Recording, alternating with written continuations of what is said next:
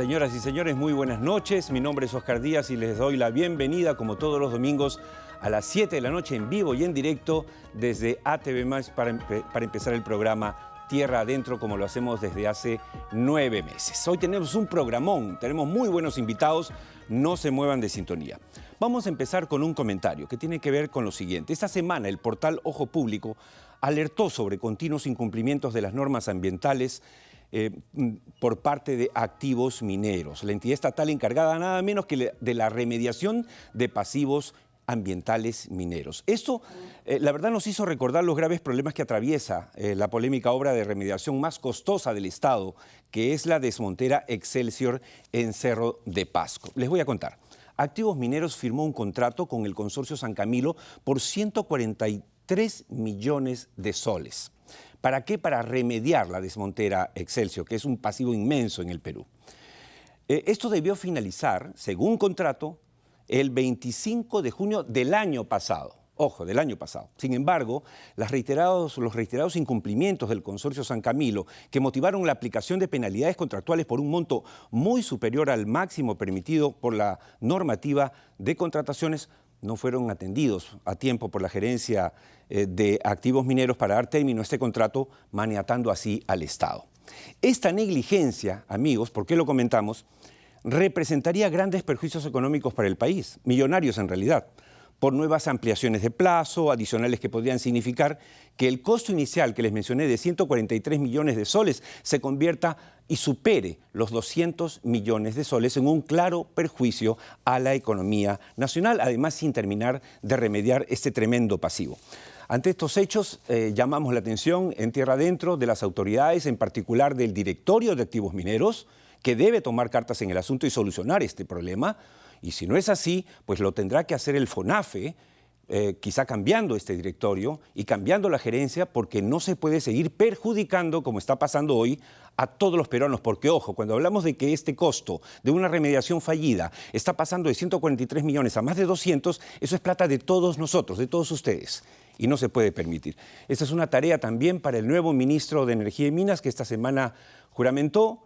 Le deseamos la mejor de las suertes. Él ha sido presidente del capítulo de minero del Colegio de Ingenieros del Perú, o sea, conoce, digamos, el sector. Ojalá que le vaya bien. Vamos a estar muy atentos a lo que haga él y su equipo. Por supuesto, en Tierra Adentro estaremos también muy atentos a lo que pase con Activos Mineros y el caso que acabamos de compartir con ustedes. Dicho esto, nos vamos de inmediato con Engie Energía Perú para empezar con la primera entrevista, la entrevista central de hoy en Tierra Adentro. Engie Energía Perú es una de las principales empresas de generación de energía eléctrica del país y actúa para acelerar la transición hacia una economía carbono neutral. Engie, 25 años generando la energía que acompaña al Perú. Bien, ya está con nosotros nuestro primer invitado. Ya lo habíamos entrevistado, digamos, en la campaña entre la primera y segunda vuelta. Tuvimos nuestros altercados, es parte de la democracia, pero me da mucho gusto recibir hoy en el programa a quien fue el primer ministro de Economía de este gobierno, don Pedro Franque. Bienvenido, Pedro. Encantado de estar aquí, Oscar. Vamos a empezar con... ojalá, yo quisiera tener una hora para conversar con usted, pero bueno, tenemos 20 minutos. ¿Cómo logró convencer a Pedro Castillo para que mantuviese a Julio Velarde en el Banco Central de Reserva? Porque este hecho, Pedro, ha sido clave para el hecho de que estamos viviendo hoy y que hace pocos días la BBC habla. ¿Cuáles son las 3 razones por el éxito económico del Perú hoy en pleno desmadre político? Uno de ellos es Julio Velarde, ahí, con quien además usted discrepó en varias ocasiones. Sí, bueno, en ese caso y en varios casos fue materia de varias conversaciones con el hoy presidente Castillo, en realidad conversaciones que comenzaron desde antes, incluso en la campaña, ¿no? Por eso él, no sé si recordarse, en un meeting, ya no recuerdo exactamente la fecha, él lo dijo públicamente antes de ser presidente, ¿no?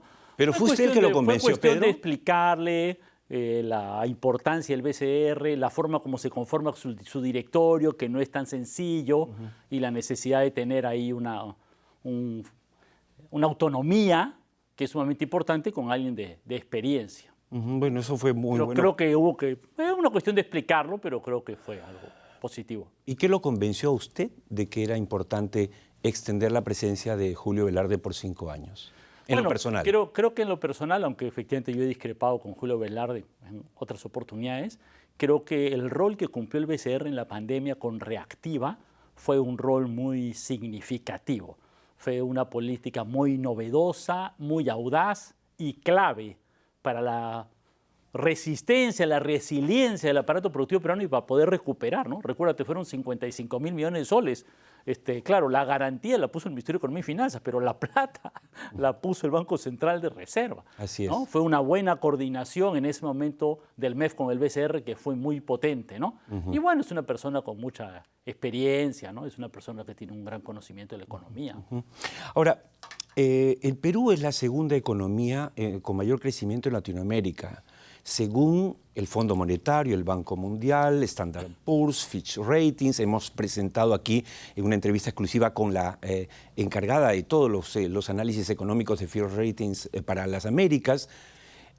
Esta situación, esta buena salud de nuestra economía, ¿usted cree que se puede mantener a pesar de este enfrentamiento permanente entre poderes? Bueno, hasta ahora en términos de solvencia de la economía peruana hacia los inversionistas, hacia el mundo de las finanzas, es, digamos, impecable. Nuestro ratio de deuda es relativamente, si no es el más bajo, siempre estamos por ahí con Chile. Nuestro déficit fiscal se ha reducido a 1% en el último periodo, un recorte, me parece que el más grande de Latinoamérica. Debemos ser los países con menos déficit. Si no somos el que tenemos menos déficit, estamos ahí peleando el puesto. Entonces la solvencia fiscal es muy potente, ¿no? El nivel de reservas internacionales que tenemos, algo de 75.000 millones de dólares, 74.000 millones de dólares, es una cantidad muy grande, ¿no? Le da un gran respaldo a la economía peruana. Entonces, las cifras macroeconómicas son buenas. El tema político sí, ahorita ya cada vez comienza a acumular un problema, ¿no? Hasta ahora, digamos, ha resistido, ¿no? No ha sido lo mejor porque se han perdido oportunidades, ¿no? Tú sabes, yo particularmente pensaba que la reforma tributaria era un tema importante. Este año ha sido difícil. Ahorita vemos un enfrentamiento entre el Ejecutivo y el Congreso en torno al presupuesto. Hay riesgos, amenazas contra la sostenibilidad fiscal. Hasta ahora no se vuelven realidad. Así es, así ¿Me es. explico, no? Sí, sí, claro. Pero claro, las amenazas hay que cuidarse de ellas, ¿no? Sí, claro. Y además, el tema de la inestabilidad política es que te impide pensar a mediano y largo plazo, ¿no? Entonces, como que venimos con una cortísimo plazo, una cierta impulso, pero cuando tú dices, oye, bueno, pero hay que ajustar aquí, hay que dar impulso a nuevas actividades, hay que promover. Por ejemplo, un tema que a mí me pareció interesante, que estuve en Perumín, es los proveedores mineros. Por decir un tema aquí vinculado al tema, ¿no? Sí, sí, ¿Okay? claro. Hay una posibilidad, se ha venido desarrollando. Yo ahí en Perumín vi interesante, varias industrias peruanas de cientos de millones de dólares de ventas. Que quieren invertir, están en la puerta. Que están, y lo que están quieren haciendo, predictibilidad. Y lo están haciendo. Pero claro, si tuviéramos una política más afietada, un equipo de gestión más fuerte, le podría dar un empuje, ¿no? Yo creo que el sector privado avanza con ciertas dudas, yo creo que ya no tantas, con ciertas dudas, pero sobre todo, digamos, sin tener esta posibilidad de nuevas medidas, y el mundo cambia todos los días. Entonces necesitas pues una gestión que esté todos los días adaptándose a lo que pasa en el mundo. Ahora, uno puede discrepar con usted su visión económica, Pedro, como yo lo he hecho en algún momento, pero hay algo que se tiene que reconocer. Usted y su carrera nos hablan de una persona honesta y honrada. Y le hago esta mención por lo siguiente: ¿cómo se puede hacer gestión pública exitosa en medio de un gobierno plagado de indicios de corrupción? Bueno, creo que ahorita las amenazas desde el Congreso también muestran que posiblemente haya intereses determinados atrás de determinadas leyes, ¿no? Intereses pequeños y grandes, ¿no? Es un gran problema en nuestro país y yo creo que históricamente, más allá de hacer negocios, el problema es también político-social, ¿no? Genera un rechazo de la ciudadanía del Estado, un desgaste del Estado. Tú ves las encuestas y las encuestas no solo rechazan algo, ¿no? La mayoría desaprueba al presidente, la mayoría desaprueba al Congreso. Otras encuestas dicen la gente desconfía del Estado. El 85% de los peruanos dice permanentemente, hace 20 años, la enorme mayoría dice el Estado gobierna para unos cuantos, no es para la mayoría. Entonces, eso dificulta, por ejemplo, que temas como la relación de la minería con las comunidades, el Estado sea un factor de solvencia, de respaldo, ¿no es cierto? Que uno dice, bueno, aquí está el Estado, él va a garantizar un acuerdo entre las partes. Hoy esa credibilidad se ha perdido y eso dificulta este tema social, ¿no? Para evitar los conflictos que es tan crítico, me parece, ahorita en nuestro país. Yo diría que es el principal factor, uno de los principales factores para el desarrollo de la economía descentralizada. Hablábamos antes de salir al aire, la guerra en Ucrania, la propia pandemia, han acelerado el cambio de la matriz energética en el mundo, ¿no? Todo el mundo ahora quiere irse a la electricidad, a las renovables, etcétera. Y eso favorece al Perú, porque el mundo, para esa matriz energética hacer la realidad, necesita cobre y todos los metales críticos de los cuales habla el mundo, que los tenemos nosotros, necesita petróleo, necesita gas, todo lo que tiene Perú. La pregunta, usted, en base a esa experiencia ya en el Estado, en ese lado de la mesa y en el otro, ¿cree que vamos a tener aquí, estamos frente a otra oportunidad perdida del Perú o realmente tenemos posibilidades de aprovechar ese tren? Mira, lo primero es ratificar lo que tú dices. Todas las proyecciones que yo he visto, ¿no?, muestran que en los próximos 10 años, digamos 5 o 10 años, la demanda de cobre va a crecer más que la proyección de la oferta de cobre. Lo cual lo que te dice es que el precio va a subir y que hay opciones de inversión. Y tú sabes que en el Perú tenemos una cartera de proyectos sobre todo de cobre, prácticamente principalmente de cobre, ¿no? Hay litio, hay otros metales, pero el cobre es una realidad. Largamente el cobre no solo es la mayor exportación de hoy, sino en los principales proyectos de inversión de los próximos 10 años, ¿no? Entonces, sería una pena que eso se desperdiciara. Pero usted ve con optimismo o con pesimismo esta oportunidad. ¿La vamos a agarrar, nos vamos a subir al tren del desarrollo o estamos por perderlo? Mira, yo siento que ahorita este enfrentamiento permanente que hay entre el Congreso y el Legislativo, con tantas acusaciones de corrupción, la verdad, generan un desánimo, ¿no? Siento que la economía y los emprendedores y los inversionistas todavía tienen un empuje, pero hay elementos críticos como estos, sobre todo en este tipo de industrias, en los cuales hace mucha falta el Estado, porque el Estado es el que tiene que garantizar en realidad las condiciones de la paz social, de la relación entre las inversiones en el territorio y los pobladores del entorno. No hay gente que dice la minería tiene que encargarse. No, el Estado es el rol fundamental. La empresa tiene un rol, por supuesto, sí, claro, digamos, ¿no es cierto? Pero el Estado tiene un rol fundamental, ¿no? Por ejemplo, en el corredor minero, Las Bambas, ahí pues uno tiene que pensar primero una visión de conjunto, incluso en términos de transporte. Ok, proyecto tren, por ejemplo, o si quieres el mínimo proyecto asfaltado, ¿y qué? Eso pues solo tiene sentido en una magnitud mayor al de una empresa. Entonces esto es lo que todos sabemos, me explico, el rol del Estado. Un poquito de sentido común y liderazgo. Es esencial, ¿no? Es esencial, ¿no? Ahora, ojalá que este entrampamiento... Pedro, cuando usted era ministro de Economía, conversaba con el presidente, en el tema social, ¿él era consciente de la importancia de la participación del Estado justamente para asegurar la paz social, el entendimiento entre la empresa privada y las comunidades? ¿O lo tomaba, digamos, a la ligera? Seamos sinceros. Francamente, no te podría dar una respuesta clara, contundente, como dicen al respecto, ¿no? Bueno, esa es ya una respuesta. Sí, yo creo que sí, a Pedro Castillo le gusta mucho estar con la población, recibe, ¿no? Siente un respaldo de los pueblos alejados, ¿no? Pero cuando se trata de entrar a la continuidad, a estar en los detalles, a tratar de resolver los problemas, siento que le falta constancia al gobierno en cuanto a determinadas tareas, en cuanto a nuevas orientaciones, ¿no? Si dice una cosa, se menciona, pero luego se pasa a otra, ¿no? Falta escoger algunas líneas, yo he dicho estratégicas, ¿no? Claves y digamos, bueno, ok, hay muchos problemas en el Perú. Bueno, escogemos 3, escogemos 5 esenciales. La salud pública, los conflictos sociales, la integración vial, ¿no? Digamos, yo te menciono 3 que yo diría principales, pero podríamos conversar un poco más, ¿no es cierto? El tema de la interculturalidad y a partir de ahí tengamos, pues, ¿no? Equipos que trabajen permanentemente. Yo creo que es el gran problema con los conflictos sociales, ¿no? Estallan, se negocia, se olvida. Se olvida por lo menos a alto nivel, ¿no? A veces hay un funcionario, pero no es suficiente, ¿no? ¿Te das cuenta? Se resuelven, pero no se solucionan. Porque claro, vuelve a aparecer el mal. Es como tomar un Panadol, se va la fiebre, pero sigue el mal. El fracaso, una pregunta política, el fracaso, todo indica, de este gobierno de Pedro Castillo, ¿hiere de muerte a la izquierda, por ejemplo, que representa a Verónica Mendoza, que no ha sido capaz siquiera de crear un partido y registrarlo en el Jurado Nacional de Elecciones? Bueno, yo creo que el registro, lamentablemente, hoy depende mucho del billete, digamos, ¿no? Entiendo que hay nuevamente un esfuerzo. Yo creo que no. Y he dicho que yo creo que no porque se mencionó eso de Humala, se ha dicho eso anteriormente y no creo que eso sea realidad, digamos, ¿no?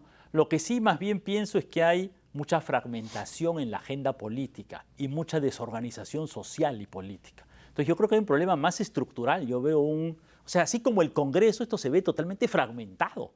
¿Me explico? Hay un montón de pedazos, ¿no? No sé cuántas bancadas en el Congreso. ¿12? ¿10? Sí, 12. No sé, una cantidad que es como... Sí. Y el propio partido gobierno que empezó se convirtió en 4, se partió en 4. Claro, pero con una serie de puntos de vista en los cuales pues se alían los que parecían que no se pueden, la agenda misma está fragmentada, ¿no? Y yo creo que ahí tenemos un gran problema en el país, digamos, ¿no es cierto? Primero, porque efectivamente ahorita todo el tema de la relación entre los poderes está en cuestión, digamos, ¿no es cierto? Y ahora la gente está de los poderes, incluyendo el Ejecutivo, el Legislativo y el Judicial y la Fiscalía, digamos, hasta dónde pueden llegar, hasta dónde pueden investigar, qué van a hacer. ¿Me explico, no? O sea, hay un todos contra tablero, todos, ¿no? Todos hay un tablero todos. con mucha fragmentación y eso no es bueno, digamos, ¿no? No es bueno. Yo sí pienso que hay que hacer un esfuerzo de concertación, ¿no? Ok, entendemos que hay conflictos, entendemos que hay diferencias, pero en algunas cosas se debería poder mantener un espacio de diálogo para sacar algunas cosas adelante, ¿no? Es lo bueno. Entendiendo que en la política hay conflicto, entendiendo que hay puntos de vista distintos, ¿ok?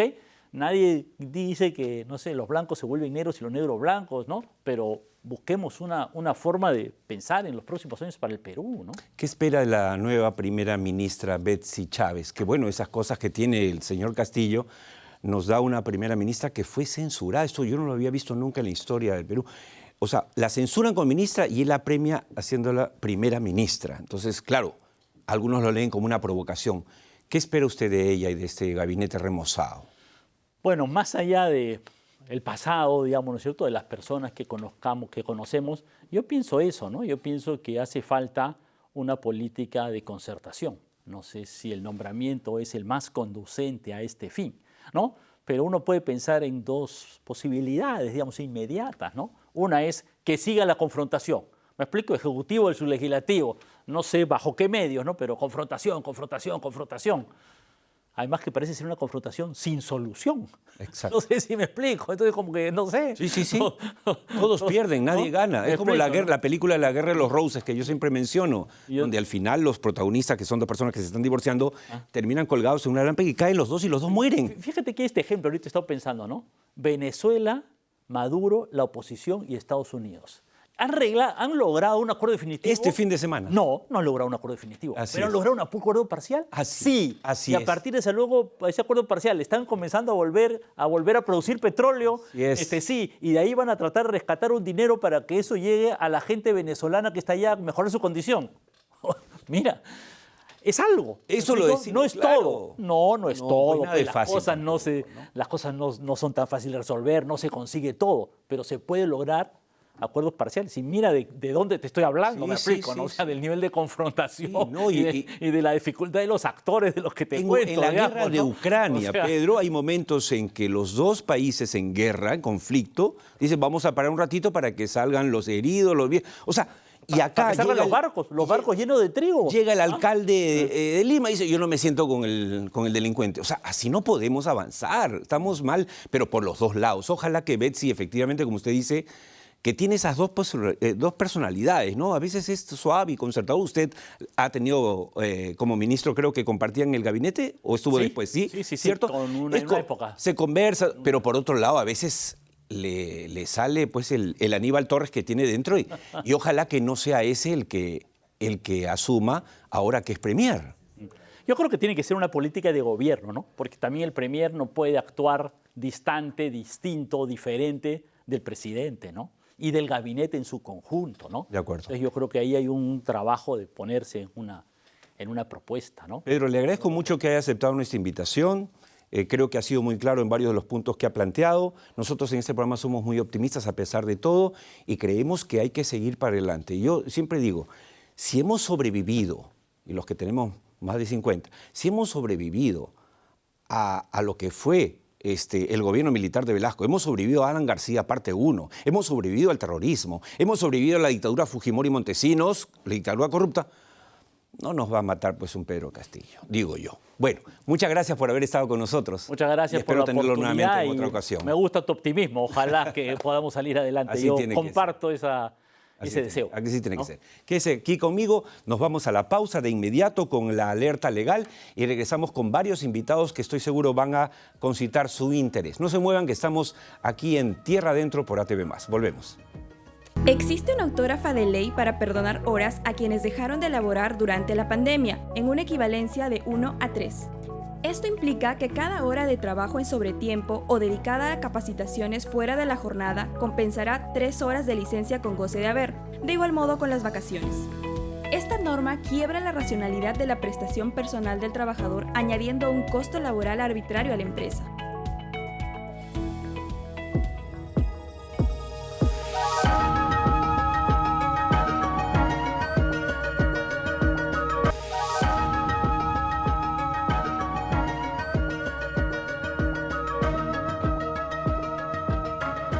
Bien amigos, empezamos el segundo bloque del programa después de haber conversado en la primera parte de hoy con el ex ministro de Economía y Finanzas, Pedro Franque, quien nos ha dicho varias cosas importantes. Coincidimos en la lectura positiva o optimista, digamos, de lo que es nuestro país, que definitivamente es más grande que sus problemas. En este programa somos y seremos tercos defensores del futuro del Perú, que es el que nos interesa, y no un presente lleno de accidentes, de riñas, de rivalidades, de mezquindades que nada bueno nos han traído. Está con nosotros nuestro segundo invitado. Me da mucho gusto presentarles al exministro de Transportes y Comunicaciones, ingeniero Carlos Extremadura. Bienvenido, Carlos, al programa Tierra Adentro. Muchas gracias, Oscar, por la invitación y bueno... feliz día del ingeniero civil. Sí, muchas gracias. A usted y a todos sus colegas. Estamos celebrando hoy día a todos los ingenieros civiles, precisamente nuestro día. Les recuerdo a los amigos de Tierra Adentro que Carlos Extremadura fue primero viceministro de Transportes y luego ministro de julio a noviembre del 2020 en el gobierno de Martín Vizcarra. Por eso queríamos invitarlo, en parte también porque la semana pasada el accidente que cobró la vida de 2 valerosos bomberos nos ha hecho poner la mira en el Aeropuerto Internacional Jorge Chávez. Usted ha sido ministro de Transportes y Comunicaciones y le pregunto, ¿se está demorando LAP en construir el nuevo aeropuerto o es el Estado el que está fallando? Mira, al principio efectivamente este aeropuerto se concesiona, recuerda el 2001 más o menos, y nosotros encontramos ese aeropuerto sin entregar todos los terrenos para que empiecen a construir. El año 2018 entregamos ya, conseguimos que el LAP reciba los terrenos y empiece ya las obras. Están, entiendo, dentro del cronograma, ya la segunda pista ya está prácticamente lista, ya deben empezar el proceso de entrega al Estado. La torre está lista, perdón, falta el equipamiento nada más, y ya para empezar a ponerla en servicio a partir del próximo año, ¿no? Uh-huh. ¿Pero hay demoras o no? Hay quienes dicen se están demorando de más y otros que no. O sea, se han demorado antes, pero digamos, desde que se les entregaron los terrenos, que el Estado ha cumplido todas sus obligaciones, están dentro del cronograma y debe empezar a funcionar, como te digo, la segunda pista y la primera entra a mantenimiento. Y posteriormente, cuando terminen el terminal, entran las 2 pistas ya a trabajar, ¿no? O sea, vamos a tener 2 pistas, no se va a repetir una desgracia como la que hemos vivido hace 10 días. Ahí hay que investigar, porque de esos ensayos que se han estado haciendo, digamos, hay que ver dónde ha sido la falla, ¿no? Aparentemente no ha habido una coordinación. Hay que investigar, sí. Hay que investigar porque yo tengo una versión, como te digo, pero prefiero no decirla desde mi punto de vista como técnico, pero yo creo que las investigaciones deben arrojar definitivamente para no estar especulando, ¿no? Carlos, lo que sí sé, que sí hay avance, pero lo que sí sé es que hay un puente que hacer, porque ahora, para que sepan los televidentes, el aeropuerto internacional ya no se va a ingresar en el nuevo, no se va a ingresar por Fawcett, se va a ingresar por la otra... Por Santa Rosa. Por Santa Rosa. Y ahí hay que hacer un puente porque hay un río. Así es. Ok, ese puente no existe, no hay nada. ¿Qué se va? Sí, o sea, hay el riesgo, lo que me decían expertos, corríjame, Carlos, hay expertos que dicen que el Estado no va a llegar a hacer el puente y la va a terminar demandando al Estado porque no ha hecho el puente. Y claro, si no hay puente, no hay ingreso al nuevo aeropuerto. Sí, lamentablemente nosotros ya teníamos prácticamente listo para lanzar la licitación el año 2020. Han pasado 2 años y no entendemos, pero bueno, felizmente sí, como tú dices, hay que mirar para adelante. Y ya se ha lanzado el proceso, entiendo, a principios de este mes, de noviembre, y ojalá que no se les caiga el proceso, que sea un proceso limpio y que no haya reclamos, para que esto ya se empiece a construir, porque la ejecución más o menos debe tardar 1 año y medio. Entonces vamos a llegar casi exactos con la culminación y la entrada de la segunda pista y el terminal por la avenida Santa Rosa. Y hay que hacer bien los puentes, Carlos. Se caen los puentes en el Perú. Se desploman a veces. Se desploman. Pero mira, lamentablemente sí hay algo que no se visualiza a veces cuando se ejecuta un proyecto. Y ya que mencionas el puente, ten en cuenta que se va a estar ejecutando, terminando el aeropuerto Jorge Chávez, el terminal, se va a estar ejecutando el puente Santa Rosa, la línea 2 del metro. Exacto. La línea 4 que va a estar, el tramo de la línea 4 que va a estar haciéndose en la Fawcett. Y paralelamente estamos ejecutando también el muelle sur, ¿no? del terminal de Callao. Y próximamente se va a lanzar también el muelle norte. Es decir, vamos a tener una serie de obras en el Callao, todas, junto con la avenida Santa Rosa, que podría ser un desfogue, ejecutándose de manera simultánea. Wow. Entonces, alguien tiene que sincronizar todo ese manejo, ver cuáles van a ser las rutas por las que se va a circular, que ahorita ya es un caos. Entonces, todo eso, lamentablemente... Ese alguien tiene que ser el MTC, ¿o no, Carlos? Así es. Entonces, la autoridad tiene que sentarse, las autoridades nacionales con las municipales y regionales del Callao, para poder consensuar esto. Entonces, es una tarea muy, muy delicada y no repitamos las malas experiencias que hemos tenido en la línea 2 en toda la zona este del Muy buen punto. Hey, atentos, señores del gobierno, señora Premier Betsy Chávez, lo que acaba de decir el exministro de Transportes y Comunicaciones es sumamente serio. A la vez van a confluir por esas coincidencias la terminación del aeropuerto internacional, la construcción del puente de Santa Rosa, la extensión de la línea 2 del metro, la 4, etcétera. O sea, y las ampliaciones de la avenida Santa Rosa hasta la Costanera. O sea, tiene que haber orden, Dios mío, pero que pongan a alguien que realmente sepa manejar el sector. ¿Qué pasa con Chinchero? Chinchero le costó el ministerio a su buen amigo Martín Vizcarra, le costó el puesto al inicio del gobierno de PPK. ¿Cómo va Chinchero? ¿Qué es lo que sabe usted? Claro, el contrato de concesión que se trató de salvar en su momento para que esto tenga una ejecución rápida, lamentablemente, como dices, tuvo un costo político. Luego se ha pasado ya a una ejecución directa del Estado como una obra pública que se ha hecho con un contrato de gobierno a gobierno con el gobierno de Corea y están ejecutando. Si bien es cierto, por temas culturales, de permisos, ¿no?, del Ministerio de Cultura ha habido algunos retrasos, pero digamos en el cronograma general se está dentro de los plazos, ya tienen, entiendo, casi un 60-70% de lo que es la plataforma, están por presentar también ya lo que es el tema del aeropuerto y ya deberían estarse preparando también para todo lo que es la parte de operación, porque eso toma un tiempo, hay que comprar los equipos, enseñarles a operar a los que van a operar el aeropuerto, claro. y ya estamos dentro de los plazos y lamentablemente a veces el Estado dice, termino la infraestructura y no puede empezar a trabajar. Que no sea un pisco, ¿no? Por eso tenemos... Un aeropuerto de Pisco que está lindo ahí, pero es un adorno. Por eso es que lamentablemente, como te digo, hay cosas que no se ven. O sea, simplemente la gente mira la infraestructura pura y dura. Exacto. Y no mira todo el contexto que tiene alrededor y ahí es donde vienen los atrasos. Y eso es lo que repetimos constantemente en todos los proyectos que venimos ejecutando. Y pero eso es que nosotros alertamos para otros nuevos proyectos que se quieren lanzar, como la línea 3, por ejemplo, que si quieren empezar, como ellos han puesto en el Plan Nacional de Infraestructura para la Competitividad, que lo han puesto para el 2025, la inversión, o sea, ejecutar la obra. Pero si quieres ejecutar el 2025, tienes que empezar hoy día a hacer todos los trabajos previos. Claro. Así que, y no lo están haciendo. Claro. Porque para el próximo año no le han puesto un sol a ese proyecto, por ejemplo. Increíble. O sea, no hay una... no para la línea 3. O sea, entonces... Pero lo han puesto como un proyecto para el 25. Como un proyecto prioritario del país, lo que decía el señor Franque. O sea, tenemos que priorizar algunas cosas. Ese es el Plan Nacional de Infraestructura, es de los 10.000 proyectos que tengo en el país, ¿cuáles quiero ejecutar más rápido? Claro. Bajo una normatividad especial, porque el PENIC no es solamente una lista de proyectos, sino viene acompañada con un combo de normas que te permiten ir más rápido que los proyectos normales. Entonces, ¿cómo lo priorizo si no le doy plata? O sea, no tiene sentido. Entonces, ese tipo de cosas son las que suceden constantemente cuando no tienes una buena visión integral de lo que es el desarrollo. Ya que estamos hablando de la línea de metro, ¿la línea 2 termina a tiempo, no termina? Mira, lamentablemente la línea 2 sigue sufriendo retrasos. Nosotros estábamos viendo para tener una adenda, por ejemplo, para que las tuneladoras que ya habían empezado tengan una continuidad y no paren nunca. A pesar de que no esté la estación construida, la tuneladora podía pasar, como se dice, en lleno, es decir, sin la estación, y la estación después se excavaba. No hicieron ese documento y por ese papel la tuneladora, tengo entendido que ahorita o ha parado o está por parar, esperando un año por lo menos a que hagan todo el hueco para las estaciones.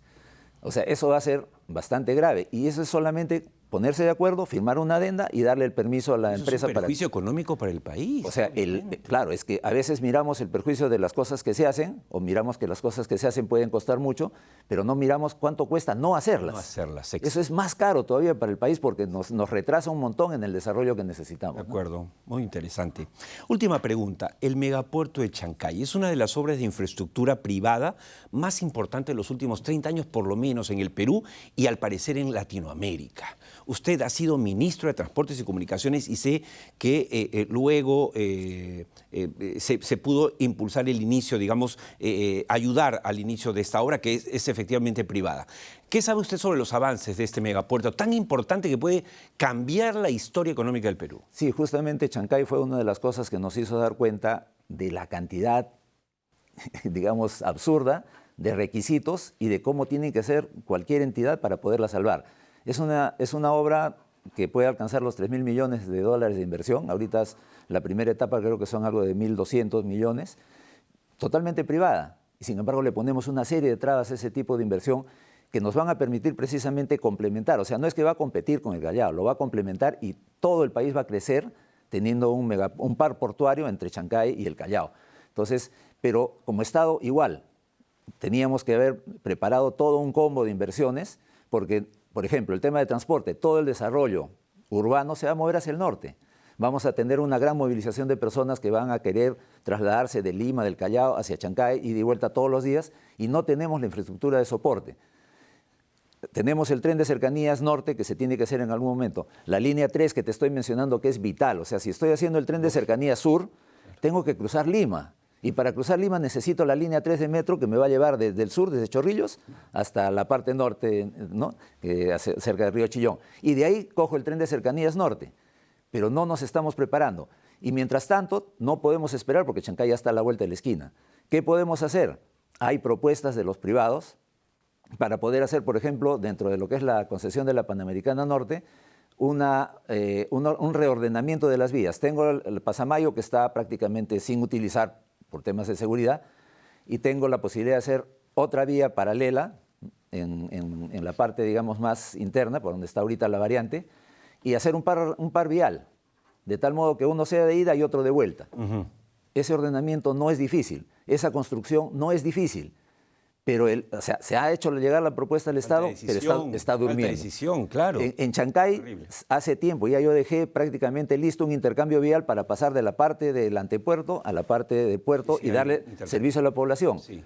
Sigue durmiendo ahí porque alguien no toma la decisión de dar los permisos correspondientes para que puedan intervenir sobre la vía concesionada. Muy interesante todo lo que nos ha dicho. Yo espero tenerlo en otra ocasión de todas maneras para seguir hablando de estos temas tan importantes para el desarrollo nacional. Una pregunta así al filo. ¿Usted tiene denuncias por algún caso de corrupción o algo en su gestión? No. Ya, le hacía esta pregunta tonta porque esto demuestra que no es necesario ser ministro y recibir obligatoriamente una denuncia. Se reciben denuncias cuando hay actos irregulares.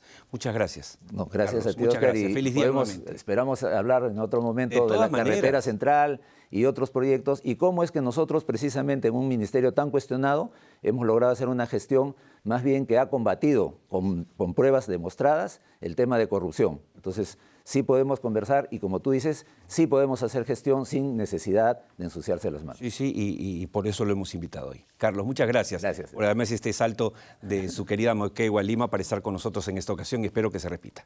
Okay. Quédese conmigo, nos vamos a la pausa de inmediato con nuestro segmento de Pase Comercial Volver al Futuro.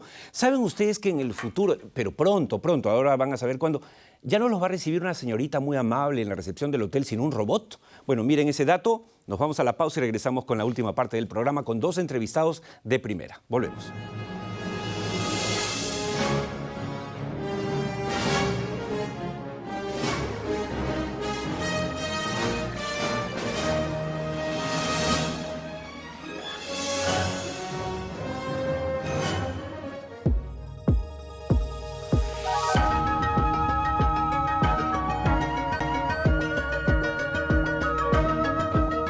Entramos raudos y veloces al último bloque de Tierra Adentro después de estas dos entrevistas muy interesantes en las dos primeras partes del programa. Bueno, me toca recordarles como siempre que todos los lunes en la tarde existe un podcast que se llama Cara y Sello. El podcast de Cara y Sello analiza en 15 minutos la actualidad política, económica y social del Perú. Ustedes pueden escucharlo en Spotify o en YouTube todos los lunes, no se lo pierdan. Y ahora nos vamos a la siguiente entrevista que llega gracias a GCG Advisors. GCG Advisors, financiamiento para proyectos mineros, capital para ampliación de operaciones, portafolios de inversión del sistema financiero norteamericano. GCG Advisors, en Norteamérica, pensando en el Perú.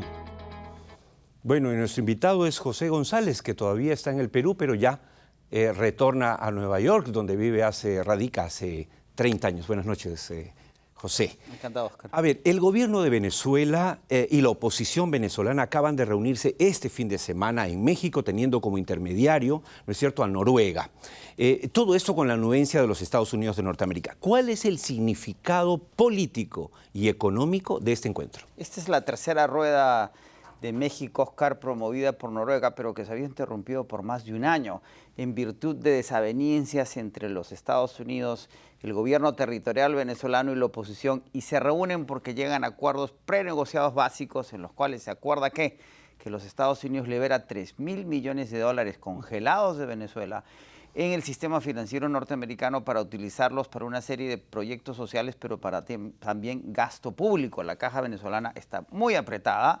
Se aprueba la licencia de Chevron. Recordemos que entre el 17 y el 19 se aplican sanciones a Venezuela de lo que se llama primer y segundo grado. Las de primer grado son a las personas, las de segundo grado son las que hacen negocios con Venezuela. Venezuela no puede exportar petróleo a los Estados Unidos ni a Europa. Chevron empieza a producir petróleo y a venderlo a los Estados Unidos. Hay una cantidad de restricciones, pero es el primer paso de aquello que hemos mencionado sistemáticamente en el programa por varios meses. Esto quiere decir, en sencillo, que Estados Unidos de Norteamérica, con Joe Biden a la cabeza, normaliza relaciones comerciales, políticas con Venezuela de Maduro sí o sí. Sí o sí. Además, el proceso empieza, el país publica un artículo diciendo que los acuerdos se deben más a la necesidad de petróleo de los Estados Unidos que los de Venezuela de acceder a los activos congelados y a los mercados. En realidad, Maduro jugó bien sus cartas, resistió, aguantó. Las circunstancias... Y Maduro está contando las horas de irse a Disney, ¿no? Pero las circunstancias globales se favorecieron la necesidad, lo que hemos repetido, el mundo necesita que Venezuela produzca 6 millones de barriles en 10 años. Ya Chevron dice que pueden pasar de los actuales 770.000 a 1 millón, a 1,5 millones en los próximos 18 meses. Ese es el primer paso. Hay una presión muy grande de Francia, Italia y España para que esto suceda. ¿A qué se compromete el gobierno de Maduro? Entre otras cosas, a liberar a los prisioneros políticos, respetar los derechos humanos, seguir las indicaciones de Naciones Unidas al respecto y tener una elección transparente en el año 2024. Interesante. Has estado 3 semanas en el Perú, exponiendo, reuniéndote sobre todo con empresarios mineros. ¿Cuál es tu percepción sobre lo que has visto y escuchado? Hay una percepción clara, Oscar, del tremendo potencial. Lo habías discutido con el exministro Franque en el primer bloque, con el exministro de Transportes en el segundo, de que el potencial del Perú es inmenso. Les decía a los estudiantes de la Universidad La Salle en Arequipa y de la Universidad San Pablo que el siguiente salto evolutivo de la humanidad pasa por el sur peruano y la capacidad de ese sur peruano minero de producir cobre. Necesitamos muchísimo cobre para la transición energética. Y creo que poco a poco se va colando esa sensación.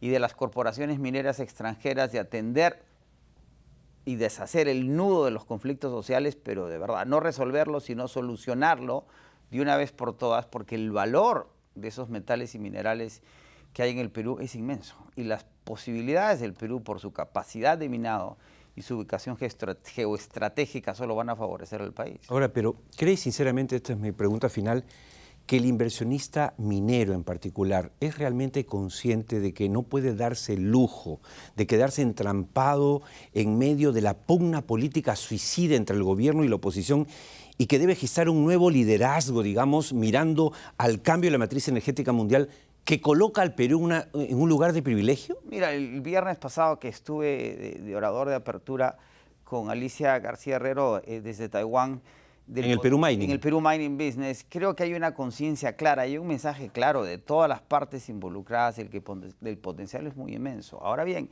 ese potencial no era tan evidente hace un año o 2 o 3, es muy claro ese potencial y que hay una necesidad de que las partes se pongan de acuerdo y que la Sociedad Nacional de Minería, así como la Sociedad Nacional de Industrias lo estuvo en su momento, la Sociedad Nacional de Pesquería en otro momento, la CONFIEP en otro momento, hoy día en virtud del gran potencial que representa, la gran promesa que representa la minería en el Perú, la Sociedad Nacional de Minería tiene que asumir el rol histórico que le corresponde, además de transformar la narrativa y el imaginario alrededor de la minería y que entendamos los peruanos que la minería es positiva, tiene que ser verde, tiene que ser socialmente responsable, tiene que ser corporativamente transparente, pero esa minería es la que nos va a permitir acceder al desarrollo. Recordemos, el crecimiento es económico, el progreso es financiero, el desarrollo es humano. Bueno, gracias por estar con nosotros hoy.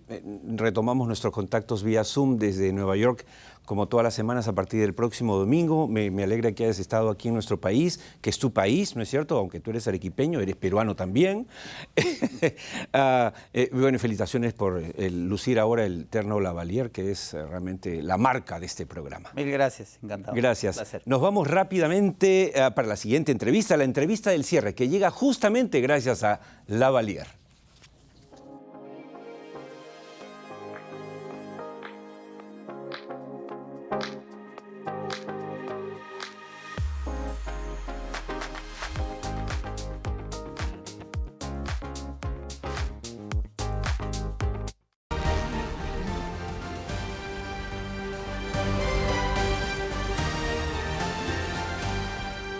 Bien, la entrevista del cierre de hoy, que llega como siempre gracias a Lavalier, es con el doctor Javier Paino, cirujano y biólogo molecular, presente hoy en el programa. Buenas noches, Javier, bienvenido. Buenas noches, Oscar, un placer. Te hemos invitado por la quinta ola, que llamamos ahora la quinta ola laboral. ¿Qué amenaza real representa la llegada de la quinta ola COVID a las empresas? La amenaza real de la quinta ola es un retraso global en la implementación de nuevas medidas conforme el virus va mutando. Nosotros lo dijimos desde el comienzo de la pandemia, el virus, la característica biológica del virus es mutar para sobrevivir. Lamentablemente en China todavía persisten con la política de COVID-0 y con las restricciones y las cuarentenas. En varias de las grandes ciudades. Eso va a crear un gran desabastecimiento a nivel mundial y las empresas van a sentirlo.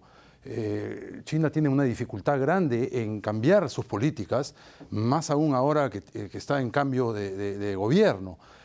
A pesar de que Xi Jinping continúe, pero se van a retrasar varios meses hasta que ellos se den cuenta de que tienen que hacer un cambio estructural en las políticas. Y además en China, acuérdate que las vacunas no son obligatorias. Entonces ellos tienen un gran problema ahí para modernizar sus políticas. Y eso va a representar un problema de desabastecimiento para las empresas y para las empresas que le venden a China un gran problema de tener un comprador que está detenido. Ahora, en el caso de las empresas peruanas, ¿qué consejo les puedes dar a las empresas peruanas, digamos, frente a esta quinta ola para que no les quite competitividad, ¿no es cierto?, operatividad? Sí, las empresas peruanas lo bueno es que tienen la capacidad de ser bastante más ágiles, como lo han demostrado a través de la segunda etapa de la pandemia. La gran mayoría de ellas ya tienen a todos sus colaboradores vacunados con la tercera dosis y eso es fantástico para ellos porque pierden mucho menos horas hombre. Pero yo recomendaría que, por lo que acabamos de hablar de China, que estén bien atentos a sus stocks, estén bien atentos a no desabastecerse porque van a sentir la pegada de esta falta de política moderna en el Estado chino. Ahora, ¿qué recomendaciones darías como experto para el público en general? Porque hago esta pregunta porque ya hay una mini psicosis, ¿no? Oye, ya le dio a mi primo, le dio a mi otro, vuelve la ola, pero ¿Qué tipo de ola vuelve? ¿Con qué fuerza vuelve? Aunque eso hablamos desde el principio de la pandemia contigo, y tú decías, eso va a ir mutando y va a ir bajando. Y ha ido bajando, no solamente por las vacunas ciertamente útiles, importantísimas, sino además porque obviamente a mayor cantidad de gente afectada ya el sistema inmunológico nos ha protegido. Sí, sin ninguna duda. Nosotros tenemos una buena protección ya montada con los nuevos virus que van apareciendo. Hoy estamos en la variante BQ1 y BQ1.1, que es la que está creando esta quinta ola. La recomendación general para el público, primero para las empresas, es que tengan un cuidado específico de caso por caso, con un buen equipo médico dentro de la empresa para que pueda detectar el avance del virus dentro de la empresa. Y lo segundo, hay un estudio del Journal of Immunology que dice que este virus crea un desbalance en el sistema inflamatorio del pulmón. Afecta a las células T y las células T son encargadas de mantener al margen la inflamación en el pulmón. Entonces, hoy en día estamos viendo efectivamente que aumentan los casos, no son casos fatales, no aumenta grandemente los internamientos hospitalares, pero sí se va fácilmente al pulmón y se transforma fácilmente en una neumonía bacteriana. Entonces, los pacientes y las empresas deben estar atentos en cuando su colaborador necesita iniciar antibióticos. Entonces tenemos que tener el apoyo del médico de cada persona, de cada familia, de cada empresa, para saber cómo va avanzando el virus dentro de la vía respiratoria del paciente para poder tratarlo con antibióticos en el momento correcto. Eso es sumamente importante. Claro, digamos, desde el punto de vista preventivo, ¿recomendarías entonces que sobre todo los adultos mayores y las poblaciones de riesgo se vacunen, por ejemplo, contra la neumonía, que es una vacuna que existe? Sí, la vacuna contra la neumonía para el adulto mayor es fundamental, es fundamental. El problema ahora está con las vacunas para el COVID. Se sigue trillando el mismo eslogan de hay que vacunarse, hay que usar mascarillas, porque no están prestando atención. Las vacunas que tenemos ahora ya están obsoletas, ya no aumentan en buena cantidad los anticuerpos en los pacientes. Estamos esperando la vacuna bivalente. La vacuna bivalente va a estar disponible en pocas semanas. Y si nos sucede el mismo problema que con la urea, vamos a tener un gran problema, porque las vacunas que tenemos ya están venciendo y no es que hay un día exactamente de vencimiento, ya muchas vienen venciendo y ya han perdido la cadena de frío. Esas vacunas, por más que se recomiende vacunar, esas vacunas ya no tienen gran efectividad. Los que nos han puesto la cuarta dosis, entonces ni vale la pena, no, en realidad. Hay que esperar a la vacuna bivalente. Y la vacuna bivalente tenemos que tenerla. ¿No? Bivalente se llama, porque es una vacuna muy específica para las nuevas generaciones. Sí, yo te hacía la pregunta, digamos, como neófito, tú eres el experto, pero sí es útil, es algo que tenemos a la mano, sobre todo los adultos mayores, poder vacunarse ya contra la neumonía. Contra la neumonía, contra la influenza. Sí, neumonía e influenza, que son vacunas que ya tenemos disponibles, porque vienen con anticipación, y esperar la vacuna bivalente, y cuando venga la vacuna bivalente, vacunarse también, porque es una buena vacuna. Es la vacuna adecuada para evitar. Y la quinta ola va a desaparecer y va a venir la sexta ola. Y en el 2023 van a venir otras olas, porque así es como se comportan los virus que atacan el sistema respiratorio. Viene por olas, la influenza viene por olas y cualquier otro virus que ataca el sistema respiratorio viene por olas. Justo te iba a hacer esa pregunta. El próximo año, entonces, según tu experiencia, la bibliografía que existe, ¿van a venir las quintas, las sextas olas? O sea, ¿van a venir? Sí, hay un estudio en MIT que dice que la humedad en el ambiente promueve la proliferación de las nuevas variantes, hasta en un 60%. Entonces, va a venir, ahora estamos felizmente entrando en el verano, pero cuando entre el invierno y entre la humedad severa que tenemos en la costa del Perú, van a aumentar los casos y va a venir otra ola, y ya no va a ser ni siquiera sexta, séptima, simplemente va a ser una nueva ola y una nueva ola y una nueva ola, ¿no? Ahora, ante eso, las empresas, que han tomado una serie de previsiones, han aprendido en el camino, ¿no es cierto? Algunas has estado tú incluso asesorando. Digamos, ¿tienen que hacer algún esfuerzo adicional? O, como estamos hablando, recomendarías que las empresas, por ejemplo, promuevan la vacunación contra la influenza y la neumonía a sus trabajadores, digamos como algo preventivo. Sí, sin duda. Yo he recomendado a varias empresas que me han consultado, he recomendado tener un mapeo bien específico de sus colaboradores en cuanto a grupos de riesgo, en cuanto a edad de riesgo, y tener políticas modernas, ya no las políticas antiguas, políticas modernas conforme van saliendo los nuevos estudios, como por ejemplo la aplicación del antibiótico en el momento correcto o el control del medio ambiente dentro de las oficinas o los ambientes de trabajo, que son estudios que van saliendo y nos van dando pautas para que nosotros podamos aplicar, porque son empresas que son más ágiles que los gobiernos.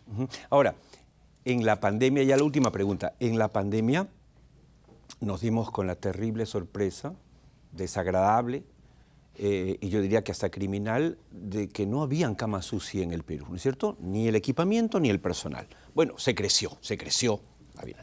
Pero ahí como que ya perdimos el ritmo. La pregunta del experto es, ¿deberíamos seguir agregando camas UCI o es un exceso? Mira, las camas UCI que tenemos ahora nos están dando para poder atender a los pacientes que se van complicando.